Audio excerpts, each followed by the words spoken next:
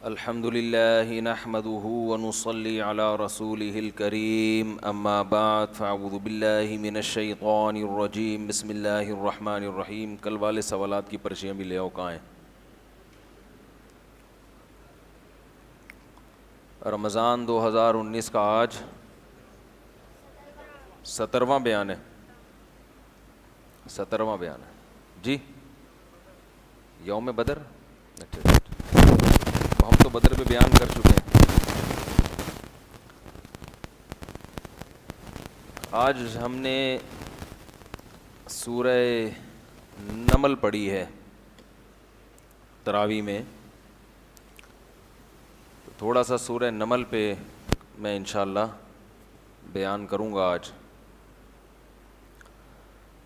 سورہ نمل میں اللہ تعالیٰ نے داؤد اور سلیمان علیہ الصلاۃ والسلام کا پرندوں کی بولیاں آنا اور چونٹیوں کی باتیں سمجھنا اور کیسی زبردست حکومت اللہ نے ان کو دی تھی اس کا تذکرہ اللہ نے قرآن میں کیا ہے. اس پر میں پہلے انبیاء کے تعارف کے حوالے سے کچھ بتا چکا ہوں. داؤد علیہ السلام کو کیسے نبوت ملی, کیا ہوا تھا, کیا کارنامہ انجام دیا تھا, اور اس پر بھی بات ہوئی تھی کہ انبیاء کرام فزیکلی کیسے بولو بھائی مضبوط ہوا کرتے تھے. موسیٰ علیہ السلام کا تھپڑ ہمیشہ 2 بڑے خاندانی تھپڑ لگائے ہیں موسیٰ علیہ السلام نے. ایک تھپڑ تو وہ جو فرعون کا آدمی موسیٰ علیہ السلام کی قوم کے آدمی سے لڑ رہا تھا, آپ نے لڑائی چھڑوانے کے لیے ایک تھپڑ لگایا اس کو. مقصد اس کی کٹائی کرنا بولو بھائی نہیں, لیکن وہ تھپڑ اس کے لگا ہے اور وہ کلٹی ٹھیک ہے, وہ مر گیا. کیا جان اللہ نے دی ہوگی تھپڑ میں. اور دوسرا ایک تھپڑ جس کا حدیث میں ذکر ہے, صحیح بخاری کی حدیث میں ہے کہ رسول اللہ صلی اللہ علیہ وسلم نے فرمایا کہ موت کا فرشتہ موسیٰ علیہ السلام کے پاس آیا انسانی شکل میں. حضرت موسیٰ نے تعارف پوچھا, انٹروڈکشن, جناب کیسے آنا ہوا, کون ہیں آپ؟ اس نے کہا موت کا فرشتہ ہوں. بھئی کس سلسلے میں آئے ہو؟ آپ کی جان نکال لیں. تو ایک زور سے اس کے لگایا چماٹا, تو اس کی آنکھ نکل کے گر گئی. اس کی آنکھ گر گئی. اس نے اللہ سے شکایت کی کہ اللہ تو نے کس بندے کے پاس بھیجا ہے. اس سے ہمیں کیا پتہ چلتا ہے؟ دیکھو لوگوں کے مزاج مختلف ہیں. ہم کیا کرتے ہیں, کسی کو جب دیکھتے ہیں نا تو کسی کو اپنا آئیڈیل بنا لیتے ہیں, اور پھر ہم یہ چاہتے ہیں کہ سب اس جیسے ہوں گے. جو اس معیار پر اترے گا وہ اس کو تو میں مانوں گا, جو اس جیسا نہیں ہوگا وہ میرا بزرگ نہیں ہو سکتا. یہ غلط ہے. مزاج لوگوں کے کیا ہیں؟ مختلف. موسیٰ علیہ السلام بھی اللہ کے پیغمبر, کیا جلال ہے طبیعت میں, اور محمد صلی اللہ علیہ وسلم بھی اللہ کے پیغمبر, آپ کی طبیعت میں جمال ہے. ابو بکر بھی نبی کے سچے ساتھی, طبیعت میں ٹھہراؤ ہے, نرمی ہے. عمر فاروق بھی نبی کے سچے ساتھی, فرمایا کہ میرے بعد کوئی نبی ہوتا تو کون ہوتا؟ عمر, مگر طبیعت میں جلال ہے. وہ جلال کام بھی تو آیا نا پھر. وہ حضرت عمر کے سامنے بندہ ٹھہر نہیں سکتا تھا, کوئی غلط بات نہیں کر سکتا تھا ان کے سامنے. تو اس طرح علماء میں بھی ایسا ہی ہوتا ہے. کوئی میٹھے میٹھے ہیں, ہر وقت مٹھاس شہد چٹاتے رہیں گے آپ کو. کچھ صرف کھٹے کھٹے ہیں ٹھیک ہے, جب بھی بات کریں گے جلال میں. اور کچھ کھٹے میٹھے ہیں. کبھی طبیعت میں کیا ہوگا ان کے؟ جلال ہوگا, کبھی کیا ہوگا؟ مٹھاس ہوگی. تو بہرحال اعتدال اچھی چیز ہوتی ہے. غصے کے موقع پر انسان کو غصہ آئے اور نرمی کے موقع پر نرمی. جہاں نرمی کا موقع ہے وہاں غصہ کرنا حماقت, جہاں غصے کا موقع ہے وہاں نرمی کرنا حماقت. تو یہ اعتدال بڑی مشکل چیز ہے, لیکن اس میں انسان کے اپنے مزاج کا بھی بڑا دخل ہوتا ہے. موسیٰ علیہ السلام ایسے جلالی کیوں تھے؟ ایک تو قوم بڑی نالائق ملی, بنی اسرائیل, ان کو ایسی نرمی والے پیغمبر سوٹ وہ تو اور ستاتے, ان کو تو جلال والے پیغمبر چاہیے تھے جو ان کو ذرا سیدھا کر کے رکھتے. تو اس لیے یہ جو کمپنیوں میں یہ جو سیٹھ لوگ ہوتے ہیں نا, یہ اپنے مزدوروں کو بھی بڑا کھینچ کے رکھتے ہیں. لوگ مجھے بتاتے ہیں اس کے اخلاق اچھے نہیں ہیں, وہ کمپنی کا سیٹھ ہے. میں کہتا ہوں اخلاق اچھے ہونے چاہیے, لیکن کسی سیٹھ سے میں بدگمان اس لیے نہیں ہوتا کہ مزدوروں پہ پتہ نہیں اچھے اخلاق وہ افورڈ کر بھی پائیں گے کہ بولو بھائی نہیں, کیونکہ بعض دفعہ آپ کا ماتحت طبقہ ایسا ہوتا ہے جو میٹھی زبان وہ نہیں سمجھتا. تو بس ترغیب تو اسی کی ہے. نبی نے جو اصل حکم دیا, الرفق ما کان فی شیء الا زانا وما نزع عن شیء الا شانا. صحیح حدیث ہے کہ جب کسی معاملے سے نرمی نکل جائے تو معاملہ خراب ہو جاتا ہے, اور جب اس میں نرمی پیدا ہو جائے تو معاملہ صحیح رہتا ہے. تو اصل حکم تو یہی ہے, محبت, بات کر رہے ہیں انسان تمیز سے, محبت سے, سامنے والی کی عزت کا خیال رکھے, اصل حکم یہی ہے. لیکن دوسری طرف ایک یہ ہے کہ اگر سامنے والا عزت دار ہی نہیں ہے, اس کو عزت سمجھ میں آ ہی نہیں رہی ہے, تو پھر مشہور مقولہ ہے کہ بھئی گھی اگر سیدھی انگلی سے نہ نکلے تو ٹیڑھی انگلی سے نکالنا پڑتا ہے. تو ہم چلتے ہیں داؤد علیہ السلام کے واقعے کی طرف, سلیمان علیہ السلام کے واقعے کی طرف. وَلَقَدْ آتَيْنَا دَاوُودَ وَسُلَيْمَانَ عِلْمًا. سورہ نمل میں اللہ فرماتے تحقیق ہم نے داؤد اور سلیمان کو علم عطا کیا, دنیاوی علم بھی اور دینی علم بھی. آج یہ بھی ایک بڑی بحث ہوتی ہے کہ علم صرف دنیاوی علم کا نام ہے, علم جو ہے صرف دین کے علم کو کہتے ہیں یا دنیا کے علم کو بھی. بھائی میڈیکل سائنس ہے, انجینئرنگ ہے, اور جتنے بھی ہم مختلف شعبے ہیں نا, انجینئرنگ کے درجنوں شعبے ہیں, میڈیکل سائنس میں درجنوں شعبے ہیں. تو یہ جو شعبے ہیں ان میں علم حاصل کرنے کی بھی کوئی فضیلت ہے یا نہیں ہے, یا یہ ایسے ہی ہے بیکار ہے, کچھ اس کی حیثیت نہیں ہے. تو یاد رکھیں قرآن مجید میں جو علم کا لفظ استعمال ہوا ہے وہ دونوں قسم کے علوم پر استعمال ہوا ہے, دونوں قسم کے علوم پر. دین کے علم پر استعمال ہوا وہ تو یقینی ہے, اس میں تو دلائل دینے کی حاجت نہیں ہے. ظاہر ہے تمام پیغمبروں کے پاس سائنس اور ٹیکنالوجی کا علم نہیں تھا, لیکن قرآن نے ان کو عالم کہا ہے, تو وہ دین کا علم جانتے تھے. لیکن یہ جو دنیا کا علم ہے اس کو بھی قرآن نے کیا کہا ہے, علم. جیسے داؤد علیہ السلام کو اللہ نے فرمایا کہ وَلَقَدْ آتَيْنَا دَاوُودَ وَسُلَيْمَانَ عِلْمًا, ہم نے داؤد اور سلیمان کو علم دیا تھا. اور وہ علم دوسرے مقام پہ آتے ہیں عَلَّمْنَاهُ صَنْعَةَ لَبُوسٍ, ہم نے زرہیں بنانا سکھائیں ان کو. تو جو زریں بنانا ہے یہ براہ راست دین کا علم تو نہیں ہے نا. کیا ہو گیا بھائی؟ بھائی زرہیں بنانا جنگ میں ڈیفنس کے لیے کہ تاکہ تلوار اثر نہ کرے, تو یہ علم اللہ نے دیا. لوہے کو کیا کر دیا, پگھلا دیا آپ کے ہاتھ میں. یوسف علیہ الصلاۃ والسلام نے جب خواب کی تعبیر بتائی ہے بادشاہ کو, بادشاہ نے آپ کو بلایا, بادشاہ نے آپ سے کہا, جب بات چیت ہوئی ہے بادشاہ نے کہا کہ میں آپ کو اپنے دربار میں کوئی عہدہ دینا چاہتا ہوں. یوسف علیہ السلام نے کہا اگر کوئی عہدہ دینا ہی چاہتے ہو تو مجھے وزیر خزانہ بنا دو. اللہ ہمارے وزیر خزانہ کو اس آیت میں غور کرنے کی توفیق عطا فرمائے. لوگ مجھے کیا کریں, پھر وہ موضوع چھڑتا ہے تو پھر باتیں ہو جاتی ہیں.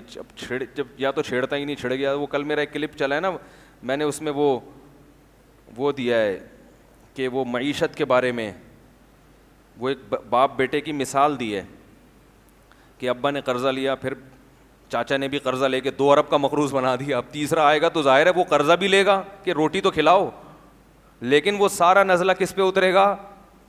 تو لوگوں نے کہا یہ پی ٹی آئی کا آدمی ہے, کوئی کہہ رہا ہے یہ عمران خان کو کتنے پیسے ملتے ہیں, کتنے فیصد ملتے ہیں. مفتی صاحب مجھے نہ عمران خان سے میری کبھی بات ہوئی ہے, اور یہ بھی یاد رکھو میں کوئی پی ٹی آئی کا آدمی نہیں ہوں, نہ میں پی ٹی آئی کو پروموٹ کر رہا ہوں.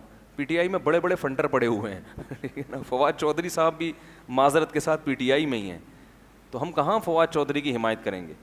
میری ذاتی رائے ہے, پی ٹی آئی کے بارے میں نہیں, ذاتی رائے ہے عمران خان کے بارے میں کہ کچھ تھوڑا سا ٹھیک لگتا ہے واللہ عالم، لیکن میں کوئی پیغمبر نہیں ہوں، میں کوئی مجھ پر وحی نازل نہیں ہوتی. جیسے آپ لوگ صغرے کبرے ملا کے ایک نتیجہ نکالتے ہیں، کسی کے بارے میں فیصلہ کرتے ہیں یہ صحیح ہے یا غلط، تو میں بھی ایک نتیجہ نکالنے کی تھوڑی بہت صلاحیت رکھتا ہوں. میرا خیال ہے کہ بندہ اتنا غلط نہیں ہے جتنا بنا کے پیش کیا جا رہا ہے. اس کا مطلب لوگ یہ لیتے ہیں کہ میں مولانا فضل الرحمان کی مخالفت کر رہا ہوں، حالانکہ یہ بھی نہیں ہے. جب کسی ایک آدمی کی تعریف کی جائے تو اس کا مطلب یہ تھوڑی کہ اس کے مخالف کی برائی کر رہے ہیں آپ. بھائی ان کی اپنی ایک رائے ہے، ان کی اپنی ایک سوچ ہے، اور ابھی وہ وزیر اعظم ہیں بھی نہیں، ابھی تو اپوزیشن میں ہیں. تو ہم تو ابھی بتا رہے ہیں کہ بھائی اتنا زیادہ بھی بدگمان ہونے کی ضرورت نہیں ہے. تو ہماری ایک رائے ہے کہ بھائی اتنا برا نہیں ہے جتنا لوگوں نے اس کو بنا دیا ہے. تو ان بیسس کی بیس پر آپ جو مخالفت کر رہے ہیں تو یہ بیسس درست نہیں ہے، کسی اور بیس پہ کریں میرا خیال ہے. لیکن اگر آپ کو اس سے اختلاف ہے تو آپ ایک کلپ بنا دیں، بھائی مفتی طارق مسعود صاحب نے جو کہا ہے ہمیں ان کی رائے سے اتفاق نہیں ہے، اور ہماری رائے یہ ہے جس پر دلائل یہ ہیں. اختلاف ہمیشہ سے تھا، آج بھی ہے اور ہمیشہ رہے گا. جب تک انسان موجود ہیں اس دنیا میں کبھی ایک پلیٹ فارم پہ جمع نہیں ہو سکتے. تو اب ان اختلافات کی بیس پر ہم آپس میں نفرتیں پیدا کرنا شروع کر دیں کہ جی جو جمعیت کا ہوگا میں اس کو نہیں مانوں گا، یا جو مولانا فضل الرحمان کی تعریف میں اگر کچھ کہہ دے تو وہ پیچھے توپیں لے کے ان کے پیچھے پڑ گئے آپ کہ مولانا کی تعریف کیوں کر دی آپ نے، اور جو ادھر کی تعریف کر دے اس کے پیچھے. اس سے سوائے آپس میں پھڈے بازی کے، لڑائی کے کچھ بھی حاصل نہیں ہوگا. تو بھائی ہر آدمی کو اپنی رائے کے اظہار کی اجازت ہونی چاہیے. میری ایک رائے ہے، آپ مانیں ٹھیک ہے، نہیں مانیں کروڑ دفعہ اس سے اختلاف کریں. میں آپ کے خلاف کوئی کلپ، میرے پاس تو کلپ کے زیادہ ذرائع ہیں سمجھ رہے ہیں. میں تو اپنی بات اگر پہنچانا چاہوں تو ملینز لوگوں تک پہنچ جاتی ہے، تو میں تو کوئی کلپ نہیں بناتا. تو اس لیے یعنی کلپ کا مطلب یہ کہ اگر کوئی میرے یعنی جس شخصیت کے میں خلاف ہوں اور وہ اس کی حمایت کر دے تو میں تھوڑی کلپ بناؤں گا. بھائی میری ایک رائے ہے کہ یہ اتنا برا نہیں ہے جتنا لوگوں نے بنا دیا. سمجھ رہے ہیں؟ یہ بھی ممکن ہے کہ اگلی دفعہ مسلم لیگ کی حکومت آ جائے، اس بات کا بھی پورا امکان موجود ہے. تو آپ مجھے کیسے کہہ رہے ہیں کہ یہ پیسے کھاتا ہے وہاں سے؟ مجھے پورا اس بات کا امکان موجود ہے کہ اگلی دفعہ کس کی حکومت آ جائے گی؟ مسلم لیگ کی حکومت آ جائے گی. اس بات کا امکان موجود ہے. تو پھر ہم کیا کریں گے ہیں بھائی؟ یعنی ایسے کی تعریف کی جائے جو قیامت تک کے لیے آیا ہو یا بہت طویل عرصے کے لیے آیا ہو، پھر آدمی کہتا ہے بھائی اس کے مفاد ہیں، جس کا یہی نہ پتا ہو کہ اگلی دفعہ آئے گا کہ بھی نہیں آئے گا.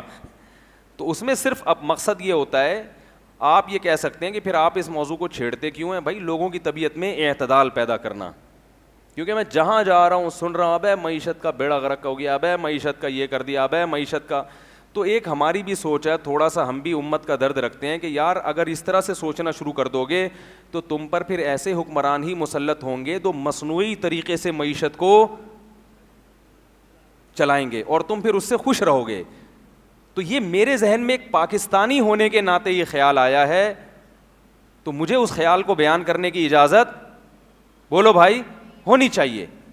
تو پاکستانی ہونے کے ناطے کہ ہماری قوم ہے، اور یہ میں بیٹھ کے پھینکتا نہیں ہوں، ہمارے بھی تعلقات ہیں، سلام دعا ہے اوپر کے طبقے سے جہاں سے ہمیں بھی کچھ اطلاعات ملتی ہیں. تو ایسے نہیں کہ اٹھے اور منہ دھویا اور آئے اور ایک رائے پھینک کے لوگوں میں ایک آگ لگا کے چلے گئے.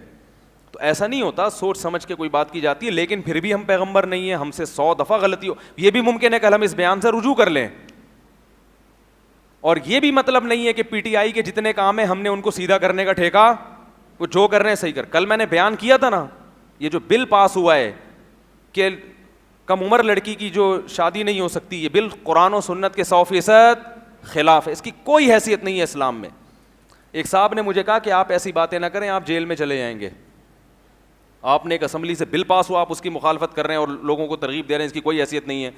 تو میں نے کہا اب دیکھو، ایک انسانوں کے ہاتھوں پاس ہونے والا بل، میں اس کی مخالفت کر رہا ہوں تو دھمکیاں کیا آ رہی ہیں؟ جیل کی. خود ان حکمرانوں کو اللہ کے عذاب سے ڈرنا چاہیے کہ جو قرآن میں اللہ نے قانون نازل کر دیا، صاف لفظوں میں اللہ نے بتا دیا، قرآن میں اشارہ دے دیا کہ نابالغ بچی کی بھی شادی ہو سکتی ہے. واللائی لم یحضن، قرآن کہہ رہا ہے وہ بچیاں جن کو ابھی حیض آنا شروع ہی نہیں ہوا، اگر ان کو طلاق ہو جائے تو ان کی عدت 3 مہینے ہے، کیونکہ ان کو حیض آنا شروع نہیں ہوا. تو قرآن تو صاف بتا رہا ہے کہ نابالغ بچی کی بھی شادی ہو سکتی ہے. رخصتی جو ہے وہ اس کے بعد ہوگی، بلوغت کے بعد، اکثر ایسا ہی ہوتا ہے. اور صاف ہمیں اسلاف کے اور بخاری مسلم کی حدیثیں ہیں اس میں تو، اور قرآن کے الفاظ ہیں انکحوا الایام، جو بے نکاح ہیں ان کا نکاح کرا دو. اس میں قرآن نے عمر کی قید نہیں رکھی. تو آپ دیکھو کہ آپ مجھے ڈرا رہے ہو کہ جیل چلے جاؤ گے، یہ ہو جائے گا وہ ہو جائے گا. میں ان حکمرانوں سے کہتا ہوں جو بھی اسمبلی میں بیٹھے ہوئے انہوں نے بل پاس کیا ہے کہ آپ کس قسم کے جیل جاؤ گے قیامت کے دن. اللہ کہے گا یہ کوئی مولویوں میں اختلافی مسئلہ نہیں تھا. تمام مکاتب فکر کے نزدیک لڑکی کی کم عمری میں شادی جائز ہے اور اس نکاح پر کوئی پابندی نہیں لگا سکتا. اس کے فائدے کیا ہیں یہ ابھی موضوع نہیں ہے، کیونکہ یہ میں نے چھیڑ دیا. لبرل لوگ کہیں گے نا ایکچولی اس میں یہ تھا، ایکچولی وہ تھا، یہ سب فضول باتیں ہیں. اس کے دلائل کیا ہیں، اس کے سائیڈ افیکٹ کیا ہیں اس قانون کے، وہ میرا ابھی موضوع نہیں ہے. لیکن اس کے عقلی لحاظ سے بھی یہ غلط ہے، عقلی لحاظ سے بھی غلط ہے، اس کا نقصان ہوگا. تو ہم نے حکومت کے اس قانون کی مخالفت کی نا، بڑے دھڑلے سے کی ہے مخالفت، اور اب بھی کر رہے ہیں کہ اس کی کوئی حیثیت نہیں ہے. اپنی بچیوں کا آپ جب چاہیں نکاح پڑھاؤ، آپ کو گورنمنٹ سے پوچھنے کی ضرورت نہیں ہے. بچی کے باپ آپ ہو، حکومت آپ کی بچیوں کی باپ بولو بھائی نہیں ہے. تو جیسے روٹی کھلانے سے پہلے گورنمنٹ سے تھوڑی پوچھو گے، تو ایسے ہی جب بچی بالغ ہو گئی تو اس کا نکاح اس کے جسم کی ریکوائرمنٹ ہے، اس کی باڈی کی ریکوائرمنٹ ہے. اس کو ایک فرینڈ چاہیے لیگلی. جو لیگل فرینڈ ہوتا ہے وہ کیا ہوتا ہے، وہ شوہر ہوتا ہے، اور شوہر کو بھی چاہیے. تو جب اس کی ایک باڈی کی ریکوائرمنٹ ہے تو آپ کیسے اس کو روک سکتے ہیں بھائی اس کام سے؟ کوئی بھی نہیں روک سکتا. اگر گورنمنٹ روک رہی ہے، اس قانون کی کوئی حیثیت نہیں ہے ہماری نظر میں، کوئی ہے. ہم نے اپنے خاندانوں میں کرائے ہیں 13 سال کی بچیوں کے نکاح، بڑی کامیاب زندگی گزار رہی ہے الحمدللہ. وہ اگر ہم حکومت کے قانون کا خیال کرتے 18 سال تک انتظار کرتے، ہمیں نہیں پتا سے 13 سے 18 کے دوران ان کے کیا حالات ہو جاتے. وہ کسی برائی میں مبتلا ہو سکتی تھیں. یہ بھی ممکن تھا کہ 13 سال میں جو اچھا رشتہ آیا، 18 سال تک انتظار کرنے میں وہ اچھا رشتہ ہاتھ سے نکل جاتا. کتنے گھروں میں واقعات ہیں کہ بچیوں کا انتظار کیا، اچھے رشتہ ٹھکرا دیا، اور پھر دوبارہ ان کو ڈھنگ کا لڑکا میسر نہیں آیا. 40 سال کی لڑکیاں ہو گئیں، اب رشتے نہیں آ رہے. تو حکومت کے پاس ان باتوں کا کوئی حل موجود نہیں ہے. پاکستان اسلام کے نام پہ بنا ہے. اختلافی مسائل میں ٹھیک ہے، گورنمنٹ جو فیصلہ کرے گی ہم گورنمنٹ کے فیصلے کو مانیں گے. لیکن جو چیزیں قرآن میں منصوص ہیں، دو ٹوک ہیں، ان پر چاروں ائمہ کا اتفاق ہے، تمام صحابہ، تمام تابعین کا اجماعی مسئلہ ہے، تمام مکاتب فکر جتنے بھی مسلک ہیں سب کی ایک ہی رائے ہے. اس میں حکومت کے قانون کی کو اہمیت دینا یہ خدا کے غضب کو دعوت دینے کے مترادف ہے. اس کا مطلب اللہ کہے گا میں خدا نہیں ہوں، تمہاری یہ حکومت تمہاری خدا ہے. تمہارا باپ جو ہے نا، جس کو تم نے اپنا مجازی باپ بنایا وہ اس کو بنایا ہوا ہے. تو اللہ کون ہے بھائی؟ حاکم کون ہے اصل؟ اللہ. تو اللہ کے قانون کے جو بالکل دو ٹوک لفظوں میں اللہ نے بیان کر دیا، کوئی حیثیت نہیں ہے. تو اس فیصلے کو میں نہیں مانتا. میں نے برملا کئی دفعہ اعلان کیا ہے. تو آپ مجھے کیسے کہہ رہے ہو کہ حکومت سے کیا کرتا ہے؟ پیسے کھاتا ہے. ٹھیک ہے، کوئی کہتا ہے بوٹ پالش کرتا ہے، کوئی کہتا ہے پیسے کھاتا ہے. تو کیا بات چل رہی تھی یار؟ پھر وہی، یا تو چھیڑو نہیں نا، پھر چھیڑو تو پھر تمیز سے چھیڑے آدمی. تو بات ہو گئی تھی اس دن، تو وہ کلپ میں صلواتیں بھی ٹھیک ٹھاک سننے کو ملی. تو میں ان صلواتیں کرنے والوں کو کہتا ہوں میں کوئی پی ٹی آئی کا آدمی نہیں ہوں، نہ میں پی ٹی آئی کو پروموٹ کر رہا ہوں. اگر میں کروں گا بھی تو ممبر پہ بیٹھ کے نہیں کروں گا. مجھے نہیں پتا، ہو سکتا ہے میں جے یو آئی کا آدمی ہوں، عین ممکن ہے، عین ممکن ہے. اس بات کا پورا امکان موجود، چاہے آپ اس کو کچھ بھی سمجھیں. ہو سکتا ہے میں اندر سے جے یو آئی کا آدمی ہوں. تو لیکن اور مولانا فضل الرحمان ہوتے تو ہو سکتا ہے میں ان کی حمایت کر رہا ہوتا. یار انہوں نے جو یہ کیا ہے اس میں ان کو غلط، میں نے بتایا تھا نا ڈیزل کا جو مولانا پہ الزام لگا ہے وہ الزام درست نہیں ہے. وہ جو ڈیزل چوری کی کہانی ہے نا، وہ آپ بڑوں سے جا کے پوچھیں، وہ بتائیں گے کہ وہ ڈیزل کی اصل کہانی کیا تھی. سمجھ رہے ہو سکتا ہے وہ کرپٹ ہو سکتا ہے بہت کچھ پیسہ کھایا ہو، لیکن ڈیزل والا جو الزام ہے وہ الزام درست، ڈیزل چوری کا جو الزام مولانا پہ لگا وہ الزام درست نہیں ہے.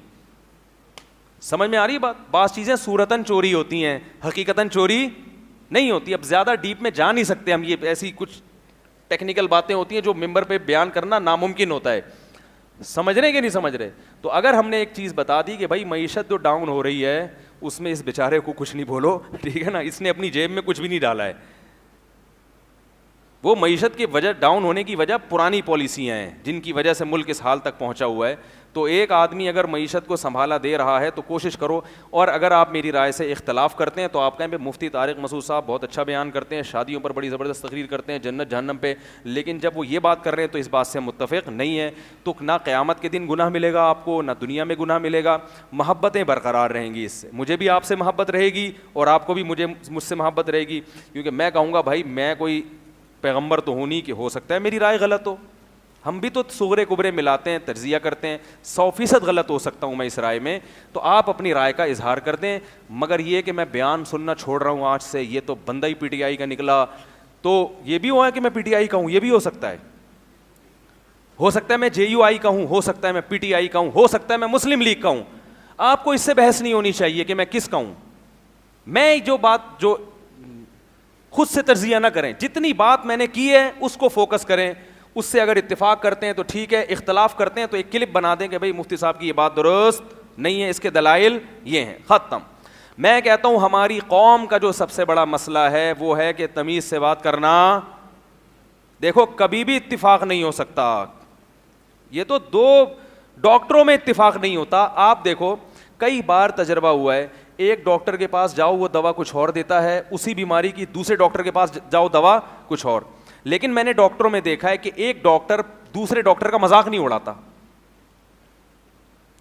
کئی بار ایسا ہوا کہ ڈاکٹر صاحب نے ہمیں دوا دی, ہم نے کہا وہ ڈاکٹر صاحب انہوں نے تو یہ دی, انہوں نے کہا نہیں یہ جو میں آپ کو دے رہا ہوں یہ درست ہے. انہوں نے یہ نہیں کہا یہ اس کے لیے دوا, اس کو تو آتا کیا ہے, یہ تو جاہل ہے ایک نمبر کا, اس کو ڈگریاں جالی ہیں, اس کو بٹھایا کس نے ہے, میں جو دے رہا ہوں وہ کیا ہے.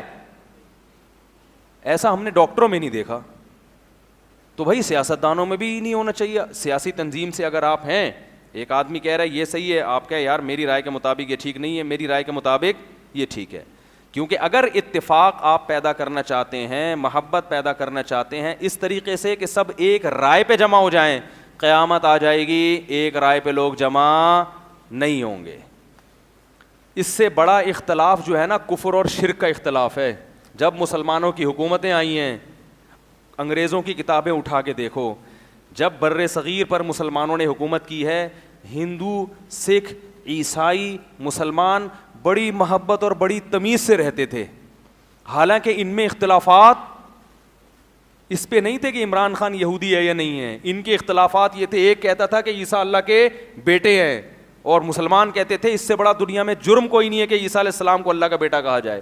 ہندو کہتے تھے کہ پتھروں کے بنے ہوئے بت ہیں, ان کے سامنے ہم جھکیں گے. مسلمان کہتے تھے یہ تمہارے ہاتھ کے تراشے میں ہم ان کے سامنے نہیں جھک سکتے, بس اس کے بعد کچھ بھی نہیں, یہ ہماری دلیل, یہ تمہاری دلیل. کھانا بھی کھا رہے ہیں, جا بھی رہے ہیں. وہ جناب جب عیسائی کی عبادت کا ٹائم ہوتا ہے وہ مندر میں چلا جاتا ہے, مسلمان کہاں چلا جاتا ہے, مسجد میں چلا جاتا ہے. انگریز نے لکھا ہے کہ بر صغیر کی تاریخ میں اتنا اچھا وقت کبھی بھی نہیں آیا جتنا مسلمانوں کے دور حکومت میں تھا. اتنے سارے مذہب بر صغیر میں تھے جتنے دنیا میں کہیں بھی نہیں تھے, مگر سارے محبت کے ساتھ رہتے تھے. تو اگر لڑنے پر آؤ نا تو ذرا سی باتوں پہ گالیاں بھی دو ایک دوسرے کو, یہ خارج, یہ فوج کا پٹھو ہوئی ہے, پی ٹی آئی سے پیسے لے رہا ہے, یہ جے یو آئی کا آدمی ہے, یہ جناب نواز شریف سے پیسے کھا کے بیٹھا ہوا ہے. اگر نفرتیں کرنے پر آؤ نا تو ایک ہی مسلک ہوگا, مگر ذرا سی بات میں اختلاف ہوگا اور جنگ شروع ہو جائے گی. اور اگر براڈ مائنڈڈ بن جاؤ میرے بھائی, کھل کے اختلاف کرو, دلائل کے ساتھ پھینکو نہیں, کچھ مضبوط بات ہو, دلائل کے ساتھ اختلاف کرو. آپ کی رائے سے کوئی متفق ہے, ٹھیک ہے, نہیں ہے تو کوئی ایسا مسئلہ نہیں ہے. اصل فیصلہ کب ہوگا بھائی؟ قیامت کے دن ہوگا.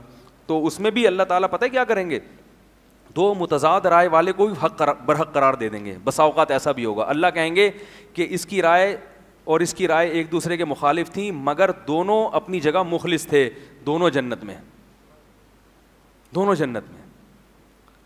علامہ انور شاہ کشمیری رحمۃ اللہ نے لکھا ہے کہ جو فقہا میں اختلاف ہوا ہے نا, ایسا معلوم ہوتا ہے اللہ قیامت کے دن بھی اس کا فیصلہ نہیں کریں گے کہ ان میں کس مجتہد کی رائے صحیح تھی. اللہ کہیں گے تمہارے بس میں جو تھا تم نے فیصلہ کیا, بس تمہاری بھی رائے بھی ٹھیک اور اس کی رائے بھی ٹھیک, دونوں جنت میں جاؤ.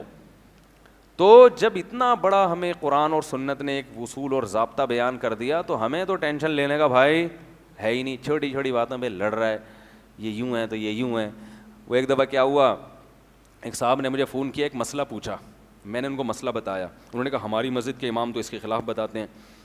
تو میں نے کہا وہ یہ دلیل دیتے ہیں, میری رائے میں یہ دلیل صحیح نہیں, میری رائے میں یہ دلیل صحیح ہے. اس نے کہا لیکن ہماری مسجد کے امام تو یہ. میں نے کہا پھر آپ اپنی مسجد کے امام سے پوچھ لیں بھائی, مجھے فون کیا. کہہ رہے نہیں آپ بتائیں نا. میں نے کہا میں تو بتا دیا, اس سے زیادہ میں بتا نہیں سکتا. کہہ رہے لیکن ہماری مسجد کے امام تو یہ کہتے ہیں. میں نے کہا بھائی تم اپنی مسجد کے امام سے پوچھ لو, جو وہ بتائیں نا تم جنت میں جاؤ گے اگر تمہارے اندر اخلاص ہے. لڑواؤ نہیں اماموں کو آپس میں. تم اگر یہ چاہ رہے ہو کہ میں کہوں تمہاری مسجد کے امام سالہ یوں ہیں اور وہ یوں ہیں, اس کو آتا کیا ہے, وہ جاہل ہے, تو یہ میں نہیں کہوں گا. وہ بیچارے ان کو جتنی اللہ نے سمجھ دی اس کے حساب سے بیان کیا. اب تمہارے اندر اگر یہ خود صلاحیت ہے کہ تم پہچان لو کہ ان میں کون صحیح کون غلط, تو ٹھیک ہے. نئی صلاحیت ہے بھائی, دونوں مولانا ہیں, جس کو چاہے فالو کرو. یہ کون سا کوئی کفر اسلام کا مسئلہ ہے. تو میں یہ بات عرض کر رہا ہوں, اللہ کا واسطہ ہم سب کو اپنے اندر تحمل پیدا کرنے کی بہت شدید ضرورت ہے. ایک ہی گھر میں پی ٹی آئی والا بھی ہو, جے یو آئی والا بھی ہو, مسلم لیگی بھی ہو, تینوں بھائی بن کے رہیں. کوئی اس سے فرق انشاءاللہ. سعودی عرب میں پتہ ہے کیا ہوتا ہے, کیونکہ سعودی عرب اسلام کا مرکز ہے نا, تو وہاں سب مسلک پائے جاتے ہیں. حنفی بھی ہیں, شافی بھی ہیں, اہل حدیث بھی ہیں, ہر طرح کے لوگ ہیں. تو وہاں گھروں میں عجیب ماحول ہے. کوئی کسی کا بیان سنتا ہے, کوئی کسی کا بیان سنتا ہے, کوئی کسی کا بیان سنتا ہے نا. وہاں گھر کے اندر ہی مختلف نمازیں چل رہی ہیں. بڑا بھائی جو ہے وہ یوں ہاتھ باندھتا ہے, چھوٹا بھائی نے یہاں ہاتھ باندھا ہوا ہے, تیسرا بھائی جو ہے وہ رکوع میں اٹھنے کے بعد یہاں ہاتھ باندھے گا, چوتھا کہے گا نہیں ہاتھ چھوڑنا چاہیے. ایک زور سے آمین, ایک آہستہ آمین. مسجدوں میں نمازوں میں آپ کو یہ ملے گا ہیں, اور گھروں کے اندر بھی ملے گا, پھر بھی مزے سے رہتے ہیں. ہمارے ہاں ہر چیز میں متفق ہیں. صرف ایک چیز سے اگر کوئی اختلاف کر لے, دوسرا کہتا ہے کہ یہ وہ, میں جلدی سے لطیفہ سنا کے نا پھر بات آگے لے کے چلتا ہوں, یہ کیونکہ تاکہ یہ موضوع کمپلیٹ ہو جائے. کیا کہ امریکہ میں دو آدمی ملے, ایک نے دوسرے سے کہا بھائی ماشاء اللہ کہاں سے آئے ہو. اس نے کہا میں پاکستان سے. اس نے کہا ارے میں بھی پاکستان سے, بڑی خوشی ہوئی, ہم دونوں پاکستانی ہیں ماشاء اللہ, بڑی خوشی ہوئی آپ سے مل. اچھا بھائی تمہارا مذہب کیا ہے؟ میں تو مسلمان ہوں. ارے میں بھی مسلمان ہوں, ماشاء اللہ ماشاء اللہ, اور زیادہ خوشی ہوئی, ہمارا مذہب بھی ایک ہے. اچھا پہلے مذہب سے شروع کرنا چاہیے, ہمارا مذہب بھی ایک ہے اور ہم دونوں کیا ہیں, پاکستانی بھی ہیں. اچھا یہ بتاؤ کہ تمہارا فقہ کون سا ہے, سنی ہو شیعہ ہو؟ کہا میں سنی ہوں. ارے ماشاء اللہ ہم بھی سنی ہیں. یہ تو اب تو خوب گزرے گی جب مل بیٹھیں گے دیوانے دو, ایک ہی ہوٹل میں رہیں گے, کوئی اختلاف نہیں ہوگا, لڑائی جھگڑا نہیں ہوگا. تم بھی سنی, میں بھی سنی. اچھا سنیوں میں بھی تو کچھ مقلد ہیں, کچھ غیر مقلد ہیں, کچھ چاروں فقہ کو مانتے ہیں, کچھ نہیں مانتے. تو تم کیا ہو گئے؟ میں تو مقلد ہوں, فقہ کو مانتا ہوں, ایک فقہ کو. اچھا میں بھی مقلد ہوں, پھر تو ہماری نمازیں بھی ماشاء اللہ ایک جیسی, کوئی پھڈے بازی بھی نہیں ہوگی. اچھا یہ بتاؤ چاروں فقہ کو مانتے ہو تو اس میں اب حنفی ہو, شافی ہو, مالکی ہو, حنبلی ہو؟ اس نے کہا حنفی. ارے ماشاء اللہ اتنی خوشی ہوئی کہ بتا نہیں سکتا. یہ قدرت کی طرف سے اتفاق ہے, یہ خود بخود. بھئی ایسا اتفاق کیسے ہو سکتا ہے؟ میرے ساتھ ہوا ہے, میں آپ کو عجیب واقعہ سناؤں گا, لیکن پھر زیادہ واقعہ میرے ساتھ عجیب اتفاق ہوا ہے. ایک دفعہ ہم کہیں گاؤں دیہات میں بیٹھے ہوئے تھے, اندھیرا ہو رہا تھا, ایک صاحب آئے ملنے کے لیے. میں نہیں جانتا تھا, اندھیرے میں لائٹ گئی ہوئی تھی, نہ وہ مجھے پہچان رہے نہ میں. تعارف ہوا, میں نے کہا آپ کہاں رہتے ہیں؟ انہوں نے کہا کراچی میں. میں نے کہا ارے میں بھی کراچی میں رہتا ہوں. انہوں نے کہا اور کراچی میں کہاں رہتے ہیں؟ میں نے کہا میں وہ ماڑی پور کا ایریا ہے نا ادھر. انہوں نے کہا ارے میں بھی وہاں رہتا ہوں. میں نے کہا پھر ایسے ہوتے ہوتے میں نے کہا وہ ازن کہاں رہتے ہیں؟ انہوں نے کہا وہ ایک وہاں آفس نہیں ہے, وہاں میرا آنا جانا ہے. میں نے کہا ادھر میرا بھی بہت آنا جانا ہے. تو وہ لوگ دیکھ رہے ہیں یہ کہ ڈرامہ کیا ہو رہا ہے. تو میں نے کہا آپ کا نام کیا؟ انہوں نے کہا خالد بھائی. میں نے کہا خالد بھائی ہیں آپ کو تو میں اچھی طرح. انہوں نے کہا آپ کا نام؟ میں نے کہا میں طارق مسعود. ارے آپ طارق مسعود؟ ہم تو روزانہ بیٹھک لگاتے ہیں, چائے پیتے ہیں یار اکٹھے بیٹھ کے. تو لوگ ہمیں کہہ رہے ہیں یار یہ کیا ڈرامہ ہو رہا ہے. ہم نے کہا یہ ڈرامہ نہیں ہے بھائی, واقعی نہیں پہچانے, کیونکہ اتفاق ایسا تھا کہ ایک ایسی جگہ پہ میں گیا ہوا تھا, میرا تصور بھی نہیں تھا کہ یہ بھی وہاں. بھائی اپنے میں آپ کسی گاؤں دیہات میں چانگا مانگا کے جنگلات میں ہو اور وہیں آپ کی گلی محلے کا ایک آدمی, تصور نہیں ہوتا نا, تو وہ اتفاق. تو ایسا اتفاق ہو سکتا ہے. تو انہوں نے کہا آپ کا فقہ کون سا ہے؟ جی حنفی. انہوں نے کہا میں بھی حنفی. بہت خوشی ہوئی. کہا حنفیوں میں تو دیوبندی بھی ہیں اور بریلوی بھی ہیں. دیوبندی ہیں یا بریلوی؟ اس نے کہا میں دیوبندی ہوں. اوڑے یار پھر تو ہٹو بچوں ہو گیا بھائی, میں بھی دیوبندی. بار بار گلے مل رہے ہیں, پبلک تماشا دیکھ رہی ہے. یار دیوبندیوں میں حیاتی ہو یا مماتی؟ اس نے کہا مماتی. اس نے کہا لعنت تم تو بندے ہی ٹھیک نہیں ہو, تمہارا تو عقیدہ ہی, تمہارے تو پیچھے نماز ہی نہیں ہوتی, دفع ہو یہاں سے. ہر چیز میں ہوتے ہوتے آخر میں ایک, اور یہ اگر اس پہ بھی متفق ہو گئے نا حیاتی, تو پھر اس میں نماز کے بعد اجتماعی دعا کے قائل ہو یا نہیں ہو. مجھے بھی لوگوں نے نکالنا شروع کر دیا ہے کہ یہ فرض نماز کے بعد اجتماعی دعا کا قائل نہیں ہے, ان کے تفردات ہیں, یہ خارج. اب پتہ نہیں کہاں سے خارج کریں گے واللہ عالم. اور یہ استواء علی العرش کہتا ہے کہ اللہ تعالیٰ عرش پر ہیں علم اور قدرت کے لیے, تو یہ بھی کیا ہو گیا. تو اعتدال ہی نہیں ہے طبیعت میں, اختلاف. دل بڑا رکھو اللہ کے بندو, ورنہ خدا کی قسم آپس میں کبھی بھی محبت نہیں ہو سکتی. ظرف بڑا رکھو یار, ان کی رائے ہماری رائے, وہ یہ رائے, چلو آپس, باقی بہت ساری چیزیں مشترک بھی تو ہیں نا. جب انسان بڑے کاموں سے ہٹتا ہے نا تو اللہ اس کو چھوٹی چھوٹی لڑائیوں میں لگا دیتے ہیں. یہ اللہ تعالیٰ کی عادت ہے, بڑی چیزوں سے ہٹو گے نا تو چھوٹی چھوٹی چیزوں میں اللہ تعالیٰ الجھا دیتے ہیں. خیر, ہم بات کر رہے تھے داؤد علیہ الصلاۃ والسلام اور سلیمان علیہ السلام کو اللہ نے کیا دیا, علم دیا. ہاں, تو میں یہ بات کر رہا تھا دنیاوی علم کو بھی کیا کہا جاتا ہے, علم. تو حضرت یوسف علیہ السلام نے کیا کہا, انی حفیظ علیم, کہ مجھے وزیر خزانہ بنا دیں, میں حفاظت بھی کروں گا, کیونکہ وزیر خزانہ کے لیے 2 کوالٹی کا ہونا ضروری. نمبر 1, وہ خائن نہ ہو. اگر وہ خیانت ہے تو اس کے سے خزانے کو بچانے کے لیے ایک اور آدمی کو وزیر خزانہ بنانا پڑے گا, ہے بھائی. تو اس کے لیے ضروری کیا ہے کہ وہ خائن. نمبر 2, کیلکولیشن جانتا ہو کہ کتنا اسٹاک کرنا ہے, ملک کی آبادی ٹوٹل ہے کتنی, اور اس کے لحاظ سے خوراک پر ڈے کتنی تقسیم ہونی چاہیے, اس کی قیمت کیا ہونی چاہیے. اور جب قحط پڑے گا مصر میں 7 سال کے بعد, تو اس قحط کے لیے کتنا ہم نے اسٹور کرنا ہے. دنیا سے جب لوگ آئیں گے ہم سے خریدنے کے لیے تو چیزوں کے پرائس کیا ہونے چاہیے, اور کتنا مال ہم نے ایکسپورٹ کرنا ہے. ایسا نہ ہو کہ سارا اٹھا کے ایکسپورٹ کر دیں, ملک میں کھانے کے لیے کچھ بچے نہیں. ایسا نہ ہو کہ سارا اسٹور کر لیں, چیزیں سستی ہو جائیں مگر اکانومی ڈاؤن ہو جائے. تو یہ علم ہونا چاہیے نا باقاعدہ. تو اس کو یوسف علیہ السلام نے کہا علیم, میں یہ علم جانتا ہوں. یہ دینی علم نہیں تھا, یہ کیا ہے, دنیاوی علم. یہ اکاؤنٹنگ کا علم ہے, اکنامکس کا علم ہے, مگر قرآن اس کو بھی کیا کہہ رہا ہے, علم. اور یہ بھی یوسف علیہ السلام کی کیا ہے, فضیلت کے طور پہ بیان کر رہا ہے نا قرآن. تو پتہ یہ چلا کہ بھائی علم دینی ہو یا دنیاوی, دونوں کو قرآن میں کیا کہا ہے, علم. اور فضیلت بھی دونوں کی ہے. بہت مشکل ہے سمجھانا, فضیلت بھی کس کی ہے, دونوں کی. ہاں, جب دونوں میں تقابل ہوگا تو پھر علم دین کو فوقیت حاصل ہوگی دنیا کے علم پر. یہ عام حالات میں, یہ بہت اہم مضمون ہے, سمجھ لیں اچھی طرح. عام حالات میں جب دونوں راستے آپ کے پاس ہوں تو پھر دین کے علم کو فضیلت کس پر ہے, دنیا, کیونکہ وہ اللہ نے پیغمبروں کے لیے منتخب کیا. کچھ علم اللہ نے دنیا کے پیغمبروں کو دیے, کچھ پیغمبروں کو نہیں دیے, لیکن دین کا علم اللہ نے سب کے پیغمبر. اور یہ حلال و حرام کا علم ہے, اس کی اہمیت اور فضیلت زیادہ. لیکن بعض ایسے حالات آتے ہیں جس میں دنیا کے علم کی اہمیت وقتی طور پر بڑھ جاتی ہے. سمجھ میں آ رہی ہے بات, کیونکہ اس پر بھی مسلمانوں کی معاش اور ترقی موقوف ہے. تو اگر کسی علاقے میں علماء بہت ہوں لیکن مسلمان ترقی کی دوڑ میں پیچھے آ کے کمزور ہو رہے ہوں, تو ایسی کنڈیشن میں دین کے علم کی حیثیت وقتی طور پر دنیا کے علم کی اہمیت وقتی طور پر دین کے علم سے, بولو بھائی, بڑھ جائے گی وقتی طور پر, کہ ایک عارضے کے پیش نظر. مثال کے طور پر ہماری باڈی کے مختلف پارٹ ہیں, آنکھ بھی ہے, کان بھی ہے, ناک بھی, زبان بھی, دل بھی, دماغ بھی, جگر بھی.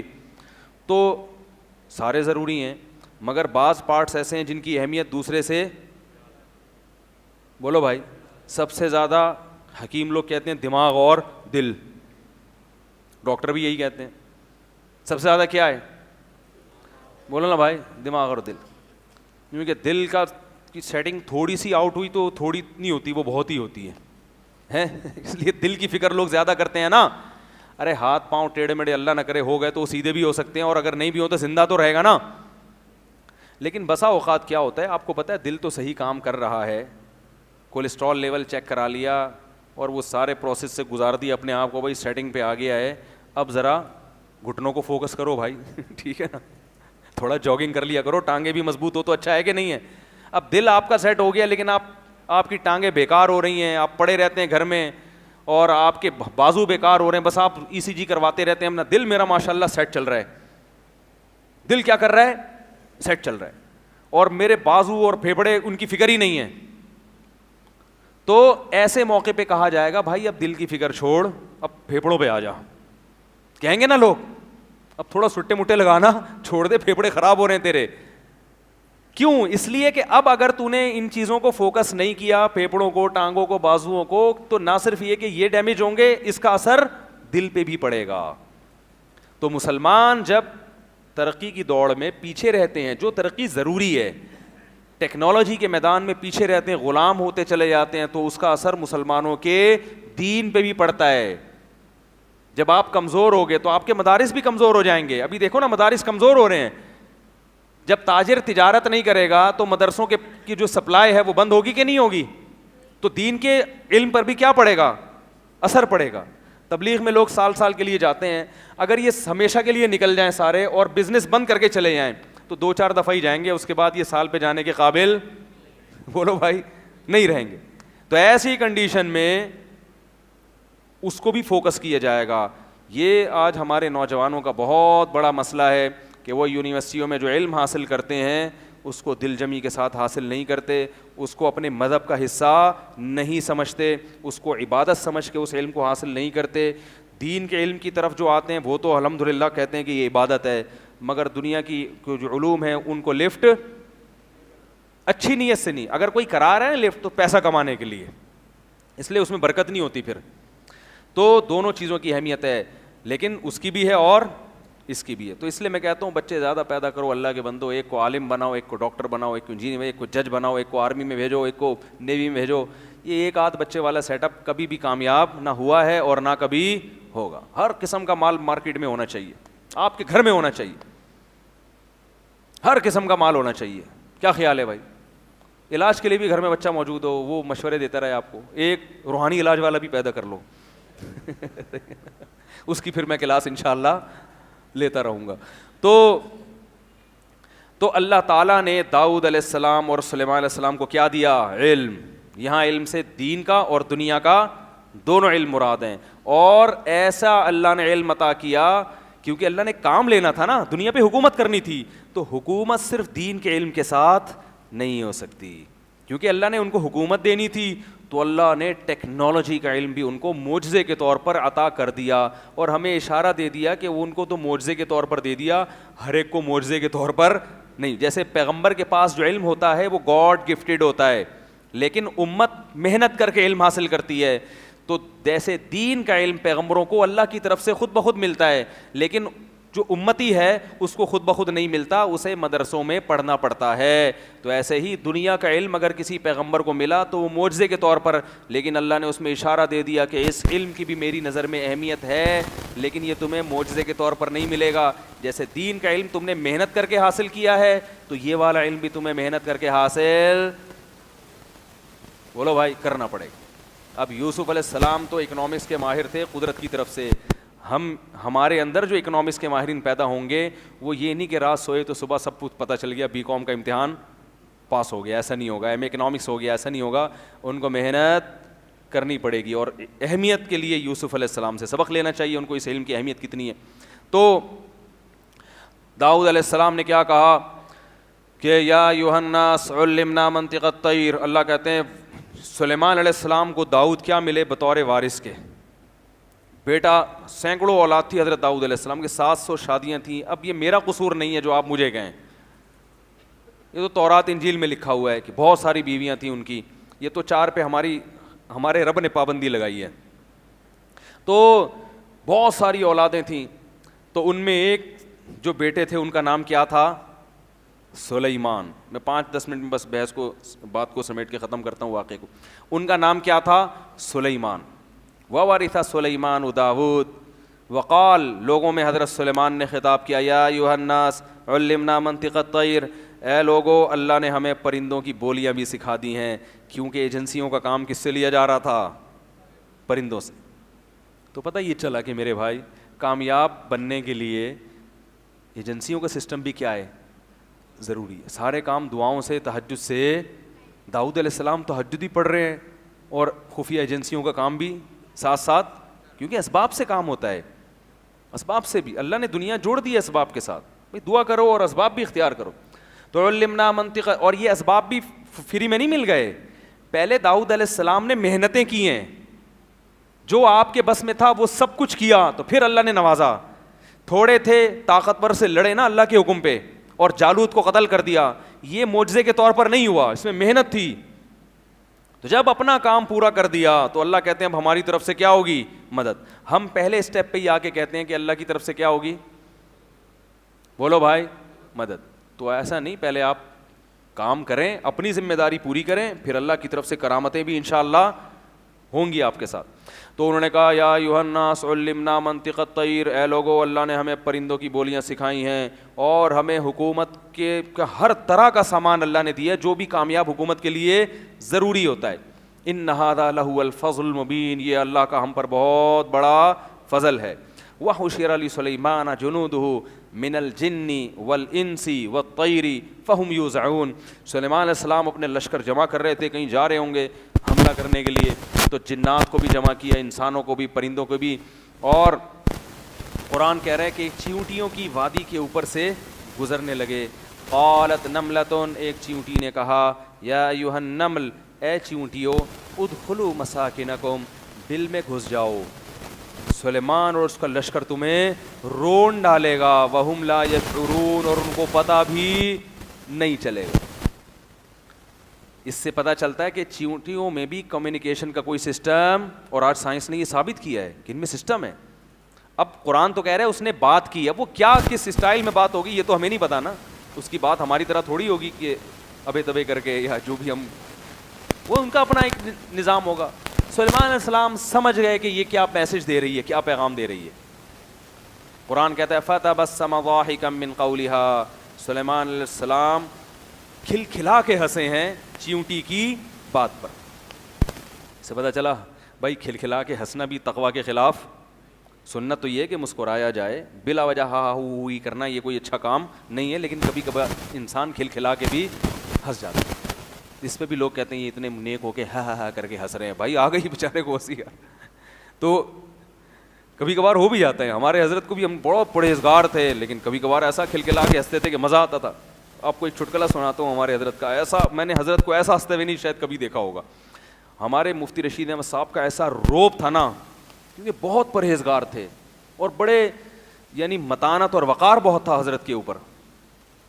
تو ایک دفعہ ہم حضرت کی مجلس میں بیٹھے تھے، انگریز آیا، وہ جو یو کے سے آیا تھا، بلیک تھا یعنی کالوں کی نسل میں سے تھا، وہ نیا نیا مسلمان ہوا تھا، اردو آتی نہیں تھی اس کو، تو ہمارے حضرت سے ملنے کے لیے آیا، بیٹھ گیا۔ تو حضرت ایک لطیفہ سنا رہے تھے کہ یہ جو ہے نا ختنے کی دعوت، یہ حضرت کو پسند نہیں تھی نا، یہ لوگ بچے کی ختنے ہوتی ہے دعوت کرتے ہیں، تو کہتے ہیں یہ کیا ہے بھائی، سنت ہے، عمل ہے، ٹھیک ہے ختنے کر دی ختم، یا پوری دنیا کو لا کے دعوت کھلا رہا ہے، کیا بتا رہا ہے بھائی، کیا ہوا ہے؟ تو اس کے خلاف حضرت بات کر رہے تھے۔ تو اس پہ حضرت نے ایک لطیفہ سنایا کہ وہ میرے بھائی تھے، وہ کسی نے ان سے شکایت کی کہ فلاں کے ہاں ختنے کی دعوت ہوئی اور اس نے مجھے بلایا ہی نہیں۔ تو حضرت فرماتے ہیں میرے بھائی بڑے مزاح کے عادی تھے، تو انہوں نے اس سے کہا کہ یار اتنی سی بوٹی تھی کس کس کو کھلاتا۔ تو حضرت نے جب یہ لطیفہ سنایا تو ہمیں بڑی ہنسی آئی، لیکن وہ انگریز چپ بیٹھا ہوا ہے نا، اس کو سمجھ میں ہی نہیں آیا کہ یہ کیوں ہنس رہے ہیں، وہ چپ بیٹھا ہوا ہے، سب کے منہ دیکھ رہا ہے۔ تو حضرت نے فرمایا یہ چپ کیوں بیٹھے ہیں؟ انہوں نے کہا کہ ان کو اردو نہیں آتی۔ حضرت نے فرمایا ان کو ذرا ترجمہ کر کے بتائیں انگلش میں۔ جب ان کو انگلش میں ترجمہ کیا نا، تو وہ میں نے دیکھا تھا 15 منٹ سے وہ انگریز ایسے کیوں کر کے بیٹھا ہوا تھا نا، اس کو کچھ سمجھ میں ہی نہیں آ رہا یہ ہو کیا رہا ہے، لیکن جب اس کو انگلش میں ترجمہ کیا تو ایک دم جو اس کی ہنسی چھوٹی ہے بے ساختہ، ہا ہا ہا ہا کر کے ایسا ہنسا ہے کہ اس کو دیکھ کے پھر جو حضرت ہنسے ہیں اور اتنا خوش ہوئے، حضرت نے فرمایا دل خوش ہو گیا کہ ایک نو مسلم ہے، مسلمان ہے، تو اللہ نے مجھے اس کے دل کو خوش کرنے کی توفیق عطا فرما دی۔ القاء السرور فی قلب المومن، فرمایا اللہ نے میرے ذریعے ایک مومن کے دل میں کیا ڈال دیا؟ سرور ڈال دیا۔ تو چھچور پنا نہیں ہونا چاہیے کہ بلا وجہ بیٹھے ہوئے جیسے آج کل محفلیں لگی ہوتی ہیں. لیکن اگر بھائی کسی بات پہ کبھی ہنسی آ جائے تو یہ کوئی تقوی کے خلاف نہیں ہے. سلیمان علیہ السلام کو ہنسی آئی, فتبسم ضاحکا, مسکرائے ہنس کر, یعنی کھلکھلا کے مسکرائے, اور پھر اللہ سے کہنے لگے ربی اوزعنی, اے اللہ تو نے مجھے ان کی جو کمیونیکیشن ہے اور یہ جو آپس میں ان کی بات چیت ہے یہ مجھے سمجھ میں آ رہی ہے, تو یہ تیرا بڑا احسان ہے میرے اوپر. اوزعنی ان اشکر, تو مجھے شکر کی بھی توفیق دے. یہ فرق ہوتا ہے ایک سیکولر ذہنیت میں اور ایک اللہ کو ماننے والے میں, کہ وہ ہر نعمت پہ کس کی طرف نسبت کرتا ہے, اللہ, اور سیکولر اپنا کمال کہتا ہے, ابے ہمیں تو یہ بھی پتہ ہے, ہمیں تو یہ بھی پتہ ہے, تمہیں کیا آتا ہے. تو انہوں نے کہا اللہ تو مجھے شکر کی توفیق دے کہ تو نے مجھے چیونٹیوں کی باتیں سکھا دی ہیں. اب کیا ہوا ہے کہ یہ بات چیت ختم ہوئی تو کہنے لگے وتفقد الطیر, پرندوں کو دیکھنا شروع کیا, بھائی سارے حاضر ہیں. فقال ما لی لا اری الہدہد, مجھے کیا ہو گیا کہ ہدہد مارکیٹ میں شارٹ ہے بھائی, مجھے ہدہد نظر نہیں آ رہا. لا ما لی لا اری الہدہد ام کان من الغائبین, یا تو مجھے نظر نہیں آ رہا یا وہ مارکیٹ سے کیا ہے, شارٹ. بعض دفعہ ایسا بھائی غائب ہے یا مجھے شاید میں کنفیوز ہو گیا ہوں.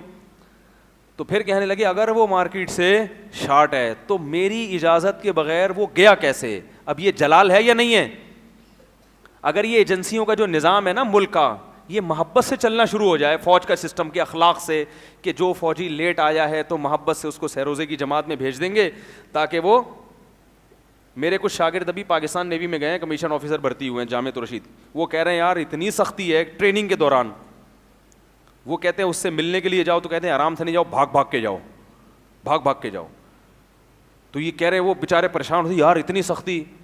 تو ہم نے کہا بھائی بندہ رگڑے کھانے سے ہی کیا بنتا ہے, آئینہ بنتا ہے رگڑے لاکھ جب کھاتا ہے دل, کچھ نہ پوچھو دل بڑی مشکل سے بن پاتا ہے دل. کہ جنگ میں لڑنے کے لیے بندے تیار کیے جا رہے ہیں, محبت اور اخلاق سے.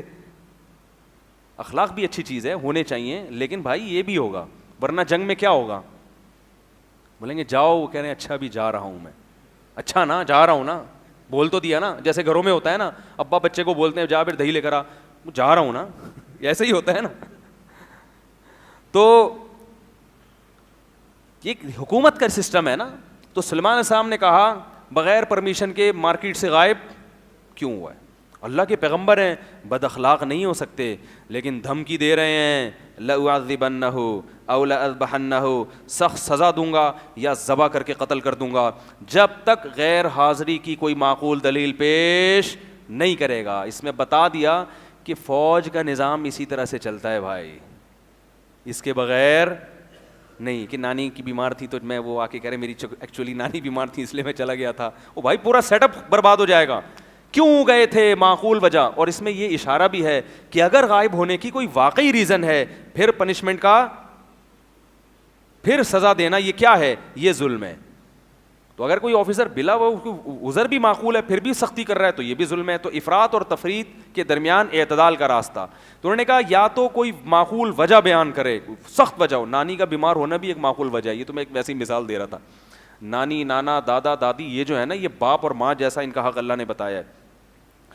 تو ابھی یہ بات چلی رہی ہے کہ ہدہد صاحب تشریف لے آئے. سلمان علیہ السلام نے پوچھا بھائی فرمائیے کہاں غائب تھے؟ ہدہد نے کہا بھائی میں گیا تھا ذرا رپورٹ طلب کرنے کے لیے. انی وجدت امرأۃ تملکہم, آپ سمجھ رہے ہو کہ پوری دنیا میں اسلامی حکومت قائم ہو گئی ہے, شرک کا دنیا سے خاتمہ ہو گیا, آپ کے جنات بھی آپ کے تابع, آپ کی ایجنسیوں کا نظام اتنا مضبوط کہ سورج جہاں نکلتا ہے وہاں بھی آپ, اور جہاں غروب ہوتا ہے وہاں بھی آپ, زمین کے چپے چپے کا آپ کو پتہ ہے. تو حضرت 2-4 بندوں کی بات نہیں کر رہا, پوری ایک حکومت ہے جس میں ایک عورت حکومت کر رہی ہے. وجدتها وقومها يسجدون للشمس, سورج کی پرستش کر رہی ہے, پوری ایک قوم ہے, پوری ایک ریاست ہے, اور آپ کو پتہ ہی کوئی نہیں ہے بھائی. اور آپ کو یعنی آپ بنے پھر رہے ہیں کہ جناب میں سلیمان اور میں کنگ سلیمان اور اللہ نے مجھے یہ حکومت دی اور یہ حکومت دی اور میری ایجنسیوں کا نظام اتنا مضبوط. تو 2-4 گھروں میں شرک ہو رہا ہوتا, ایک آدھ گاؤں میں ہو رہا ہوتا تو چلو ہم کہتے حضرت پوری حکومت, اور حکومت بھی ایسی طاقتور جیسے آپ کی حکومت ہے, باقاعدہ پوری ایک مضبوط ریاست ہے, اس کی خبر آپ کے پاس لے کر آ رہا ہوں, اور آپ کو پتہ ہی ہے بھائی, پتہ ہی کوئی نہیں. تو سلیمان علیہ السلام حیران ہو گئے, ہیں بھائی اتنی بڑی ریاست ہے اور ہم سے مخفی رہ گئی, اور سورج کی عبادت ہو رہی ہے, پوری ریاستی یعنی حکومتی سطح پہ سورج کی عبادت ہو رہی ہے, ہمیں پتہ ہی کوئی نہیں. اب سلیمان علیہ السلام نے کہا بھائی یہ تحقیق کہ تو سچ بول رہا ہے یا جھوٹ بول رہا ہے یہ بھی تیرے ذمہ ہی ہے, ایسا نہ ہو کہ تو نے کیا. اب دیکھو یہاں اس سے کیا پتہ چلتا ہے کہ اچھا گمان رکھنا چاہیے, لیکن معاملات میں بولو بھائی.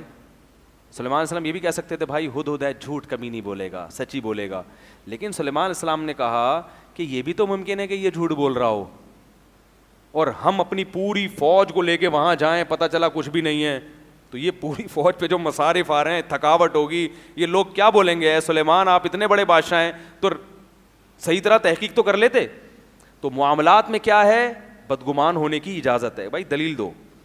سلیمان علیہ السلام نے اب کہا کہ ننظر, میں چیک کروں گا, صدقتا, سچ کہہ رہے ہو یا جھوٹ بول رہے ہو, تو یہ خط لے کے جاؤ اور جس ملکہ کا تم کہہ رہے ہو ملکہ سبا بڑی, اس کو یہ میرا خط دے دو. سلیمان علیہ السلام جانتے تھے ہدہد لکھنا پڑھنا نہیں جانتا, اگر اس پہ رپلائی آیا تو اس کا مطلب ہے واقعی ایسی حکومت ہے, اور رپلائی سے بھی اندازہ ہو جائے گا کہ بھئی یہ ملکہ کا ہے یا ایسے ہی خود لکھ کے لے آیا ہے, ٹھیک ہے نا.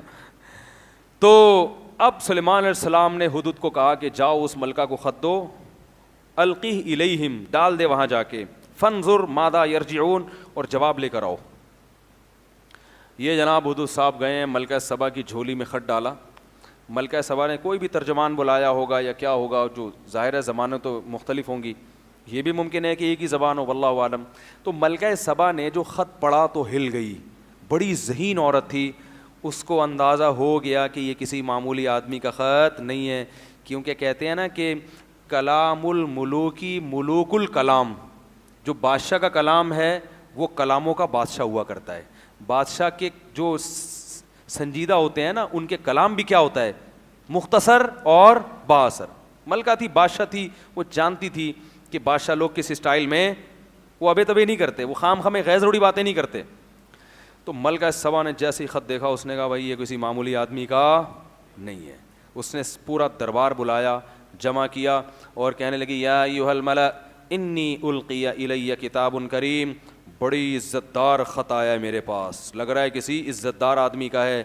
کیا ہے بھائی اس میں کیا لکھا ہوا ہے, انہ من سلیمان, اس میں لکھا ہے کہ یہ سلیمان کی طرف سے, بس ابا دادا کا نام بھی نہیں, بس سلیمان. وَإِنَّهُ مِن سلیمان وَإِنَّهُ, اور اس خط کا مضمون یہ ہے بسم اللہ الرحمن الرحیم, شروع کرتا ہوں اللہ کے نام سے جو بڑا مہربان نہایت رحم کرنے والا ہے. اللہ تعالی علیہ, سرکشی مت کر, وَأْتُونِي مسلمین, بندی بن کے چلی آ. اسلام کا مطلب فرما بردار بن کے, جس کو پنجابی میں کہتے ہیں نا بندہ بن, بندہ کہتے ہیں نا, یعنی تسلیم ہو جا, جو کہہ رہا ہوں ویسا کر. تو اس لیے میں اس کا ترجمہ آج کی زبان میں کرتا ہوں کہ اللہ تعالی علیہ, سرکشی مت کر, بندی بن کے, ٹھیک ہے نا. یہ بدماشی چھوڑ دیں, تمیز سے کیا ہے, آ جا اپنی فوج کو لے کے, پھر ہم مذاکرات کریں گے, پھر دیکھیں گے اگلا اسٹیپ کیا ہوگا, تمہیں سورج کی عبادت کرنے دیں گے نہیں کرنے دیں گے, اسلام پر لائیں گے. بات یہ کہ آپ کو فی الحال اس پوزیشن میں رہنے کی اجازت نہیں, کیونکہ اللہ نے مجھے زمین پر اسلام کو نافذ, توحید کو نافذ کرنے کے لیے بھیجا, یہ کیسے ہو سکتا ہے. اب ملکہ تھی ہوشیار, وقت کافی زیادہ ہو گیا میرا خیال ہے, ابھی ہم یہ باقی حصہ کل چلائیں گے. یہ سوالات بھی بہت ہیں, بہت زیادہ ہیں یار, یہ اتنے کون جواب دے گا, آپ خود سوچو یار. یہ پھر کل اس واقعے کو انشاءاللہ مکمل کرتے ہیں. بچوں کو عمر میں, کون سی عمر میں بھائی بچوں کو کیا کہتے ہیں یار, بہت مشکل سوال ہے, اس کا جواب دے چکا ہوں. ماں باپ کی عیادت کے لیے, ماں باپ کی اجازت کے بغیر دوسری شادی کر سکتے ہیں. نفلی پتہ نہیں کیا لکھا ہوا ہے, رائٹنگ صحیح نہیں ہے, ٹائم بھی کم ہے. مرنے کے بعد جو لوگ اچھی اولاد اور نیک اعمال جاری سارے ثواب کرتے ہیں, قرآن خوانی اور برسی والا. قرآن خوانی تو جائز نہیں ہے اجتماعی, کیونکہ یہ اسلاف سے ثابت, اجتماعی عمل کے لیے ثبوت ضروری ہے. تو انفرادی طور پر کوئی صدقہ خیرات جو تو حدیث میں آتا ہے, اس سے علماء استدلال کرتے ہیں کہ صدقہ خیرات جب جائز ہے تو کوئی بھی نیکی جائز ہے, تو قرآن بھی پڑھ سکتے ہیں. سورہ مائدہ میں جو وضو والی آیت ہے ارجلکم کا مختلف ترجمہ. بھائی یہ وقت بہت زیادہ ہو گیا اور یہ سوالات بہت ہیں, یہ پھر بعد میں, ٹھیک ہے, وقت بہت ہو گیا, آپ دیکھو کتنا ٹائم ہو گیا. سبحانک اللہم و بحمدک نشہد ان لا الہ الا انت نستغفرک و نتوب. Thanks for watching. Don't forget to like, comment, share and subscribe to Mufti Tariq Masood, famous scholar.